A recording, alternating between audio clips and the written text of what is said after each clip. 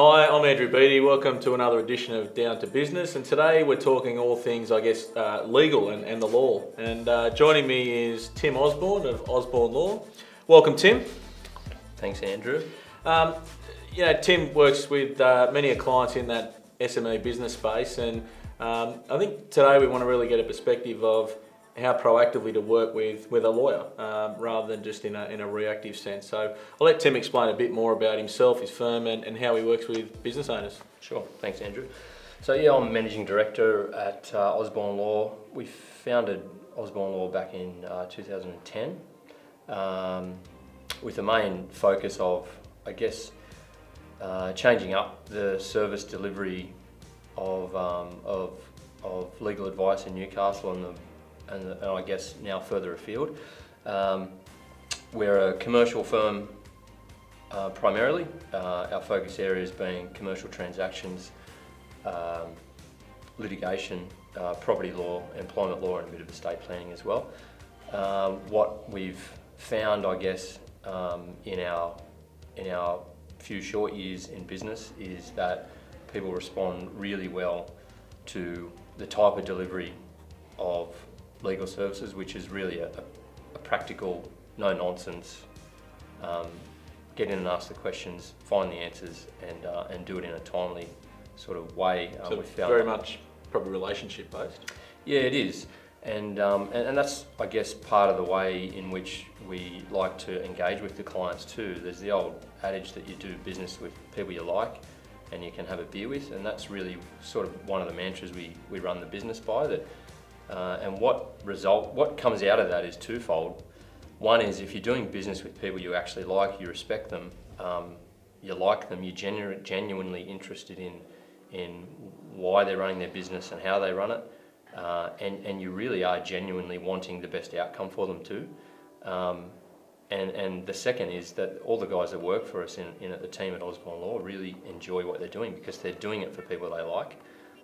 If you can't find the time to or want to spend the time with someone that you're working with, whether it be a client or a colleague or whatever, whether because you generally don't get along, it might be as simple as that.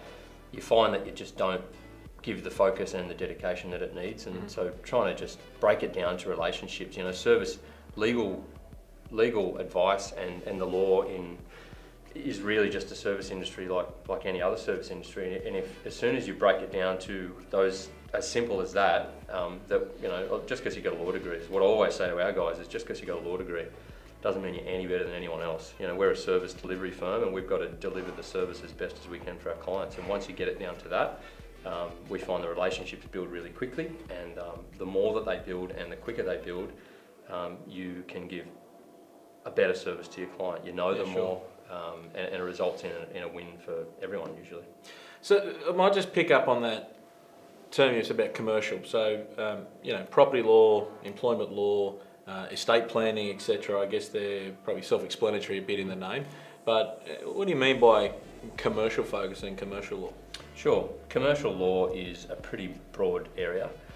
It can include anything from helping people buying into, selling out of a business, mergers, business structuring. It can include negotiation of supply contracts, commercial leasing, commercial developments generally, liquor licensing, hospitality sort of. So it's a really, really broad gamut. It's a broad range, and you'll find firms that focus their efforts in an even more narrow area than just that.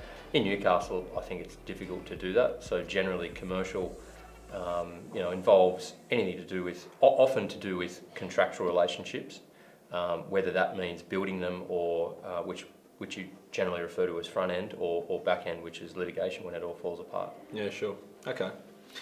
So I guess with that in mind, and we've just said it's very much about relationships. Take a business owner. I think a lot of business owners would look and say we're reactive to using a lawyer, as in we're buying a property, or heaven forbid we want to get rid of an employee, or something that may a transaction or an event.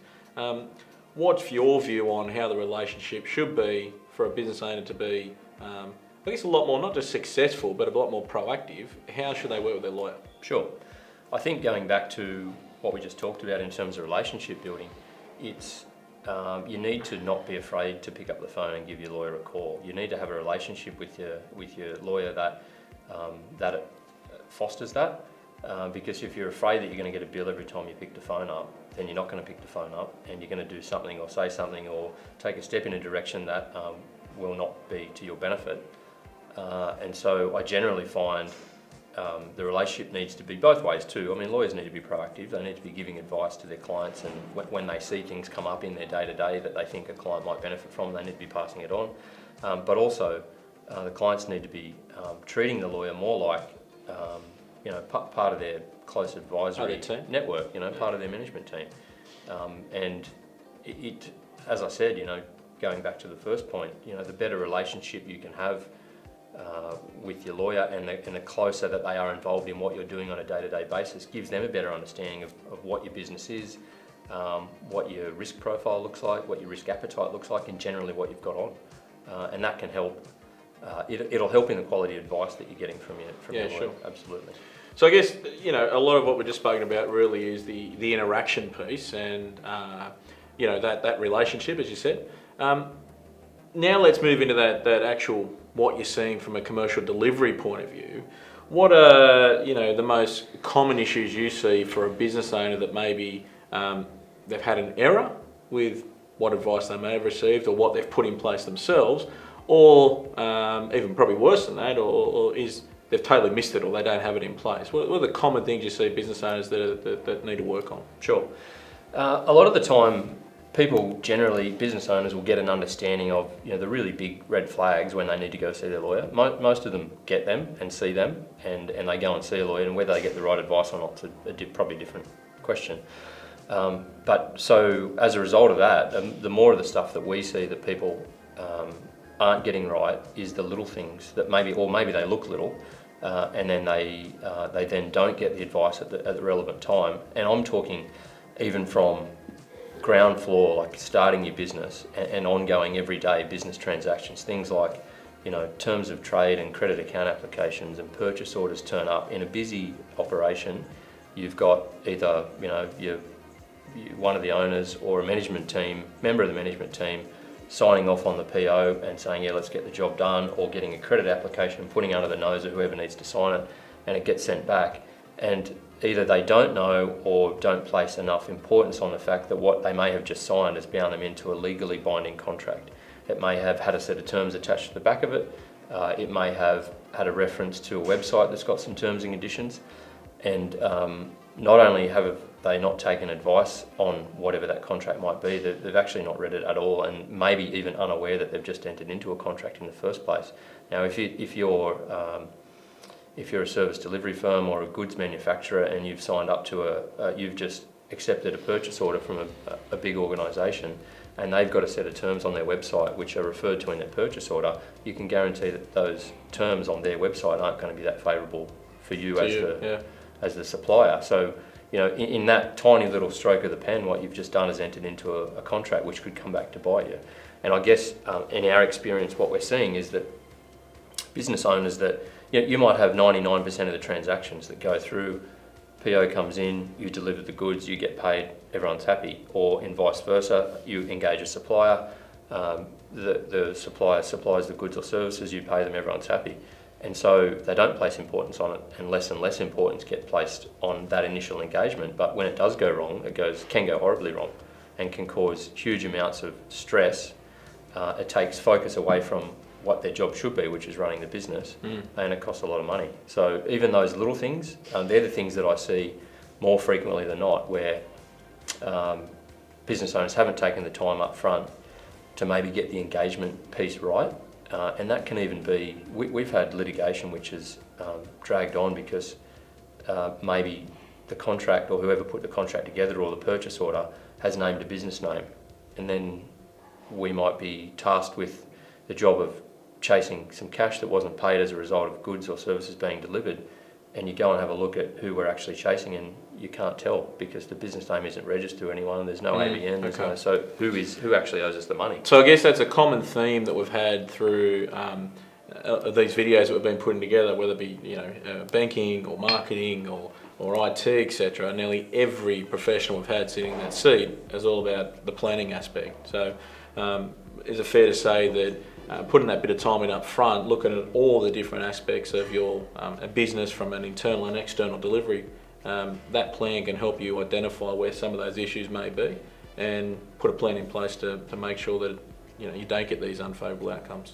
Yeah, absolutely. It's important. And that doesn't need to be in a startup business. That can be at any point in time during the life of a business. You can sit down and reassess, and you can work out, what do we need in place? What are the structures we've got? Do they work? And what else do we need to supplement to make those structures stronger and more sound? A lot of it, some of the other things that come up too is that it's not necessarily just about, we don't have our terms and conditions in place, or we don't have a shareholders agreement, for example. It might be that you've got one, but it doesn't mirror reality. It's not how you operate. So they can be next to useless, or maybe even quite negative, have a negative impact on the way that you operate the business, or when something does go wrong, you go to your terms and conditions because you thought they might help you, but they've been drafted by someone that didn't have the right instructions in the first place, or maybe not the right set of skills to do it, and it doesn't reflect what's actually happening in the business day to day. So it's not just about getting the building blocks in place and preparing the plan.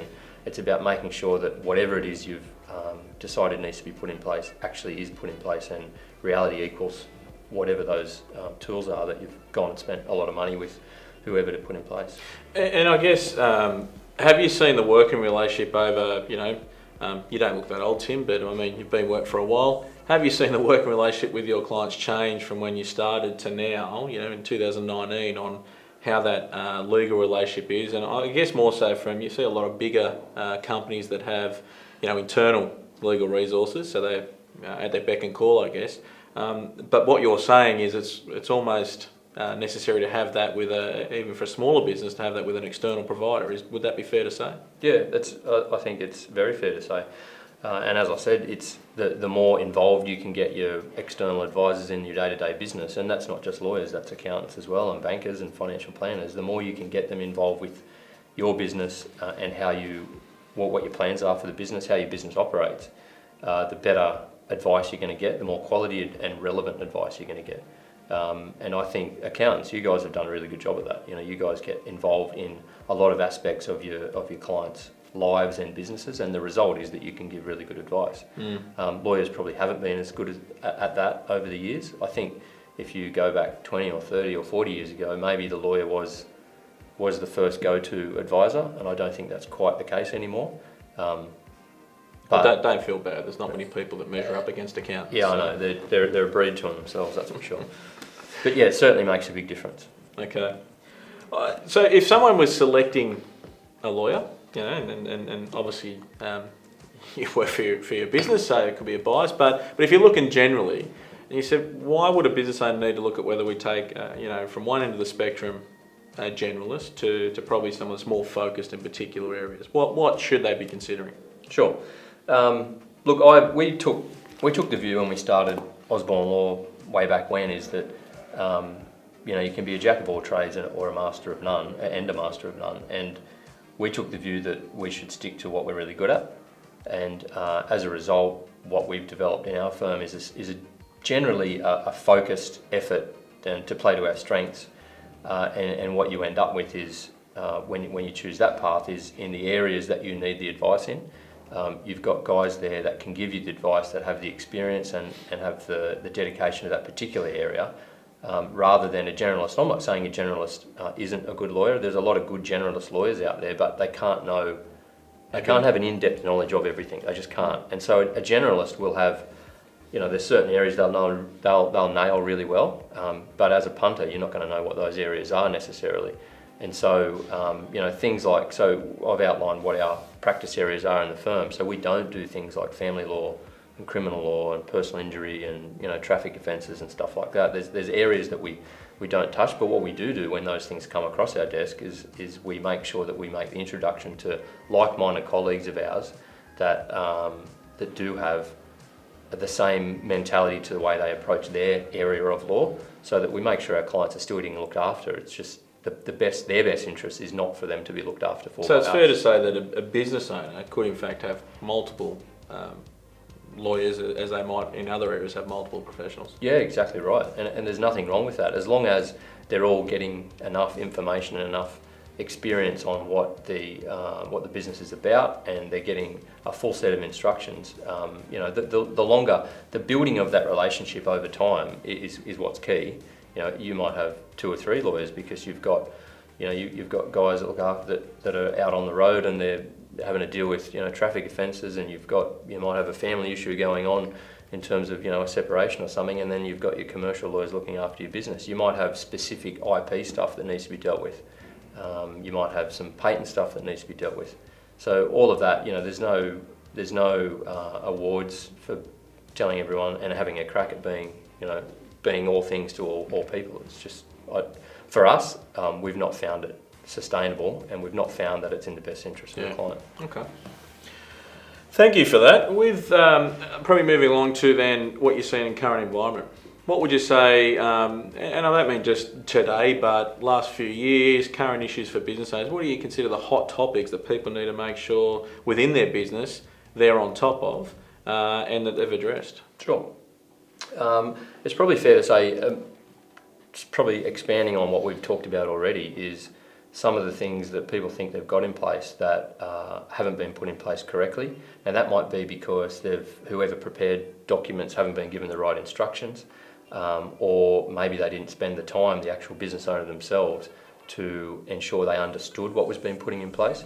Things like shareholders agreements, where there's multiple business owners in a business, and they understand, we've got the shareholders agreement, so they tick that box and they put it in the bottom drawer and they never read it again, and then lo and behold an issue arises, and when they get the shareholders deed back out, it does not deal with what they consider to be a really critical issue. And the other thing, as I said, is these little day-to-day minor things which look like minor things but can result in them having been entered into a legally binding contract which has terms which are not favourable to the client at all, and that can result in significant, as I said, stress on the business owners, focus away from running the business and costs. And probably where I see people who don't have a big focus on those little things are the ones that haven't been burnt. The ones that have been burnt and have been through the process of having to go to court and spending lots of time and money generally are a little bit more cognizant of making sure that the T's are crossed and the I's are dotted. And then, even things like business premises. If you're leasing a business premises now, there's often reasonably standard looking commercial lease documents around. But again, if you haven't gone to someone that has a good understanding and experience in commercial leasing, or you haven't taken the time to understand what's in the document. Now, whether or not the landlord's willing to negotiate terms, but at least understand what you're about to sign, and when you do sign it, you know what you're getting yourself into. We've had even things like damage to premises. A storm comes through and a tree ends up on the roof of a building and it's uninhabitable for a period of time. Most leases have some sort of abatement of rent clause which allows the tenant to not pay rent for a period of time, and the landlord generally has a period of time to decide whether they're going to fix it or not. But that period of time, the business, the occupant's in limbo. They could be waiting 3 months or 6 months to decide to wait for the landlord to decide what's going to happen, and that the damage that does to a business to try and find short-term temporary accommodation somewhere else, could be disastrous as well. So there's little things like that, and different parts of, for example, that commercial lease document will mean more to some business owners than others, and it's about understanding that part of it, not just making sure it's been ticked and we got legal advice and let's go ahead. It's understanding what does that document mean and applying it to our specific business. So what are the needs of our business, and how do we make sure that what we're getting is customised to suit? Be specific. So, I want to pick up on one of those points you said about shareholders agreements.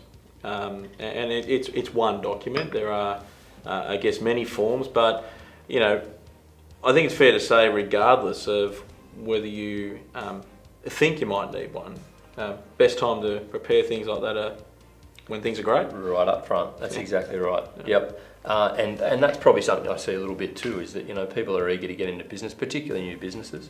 And the advice is given, you need to have a shareholders deed or some sort of document in place. Yeah, we know, we'll get it done. We just need to get over this first hurdle. It's really busy getting the business open, and then you're 6 months, you're 12 months, you're 18 months, you're 2 years down the track, and it just hasn't happened. And then cracks start to appear, and when cracks have already started to appear, it's often unsalvageable. It's too late to come back from that. Whereas if you get it done up front, you spend the time. It's mostly the time. The money's not. It's neither here nor there. The money, but it's the time of sitting down to work out what are the big issues in our business. And there's no two shareholders agreements are the same. They're like a fingerprint. They all come from a base few templates, but the end result is always different. Yeah, sure. Because the business owners and the business themselves, the business itself has different needs. Yeah, I know you're familiar with even things like an example that comes to mind is some brothers, pretty tight brothers too, that would never think they'd have an issue, and it's never an issue until it is. So I couldn't agree with that more, to get done up front. What about some of the other things? I mean, particularly, most businesses employ people. What are some of the trips and traps that are not just current, but you see with employment law? Yeah, sure. We've got a decent sized employment team at Osborn Law, and a lot of the advice that they're giving and the work that they're doing for clients of ours is pre any issues happening, and that's the best time to be doing it, obviously. But if you don't have, it's not just your employment contracts.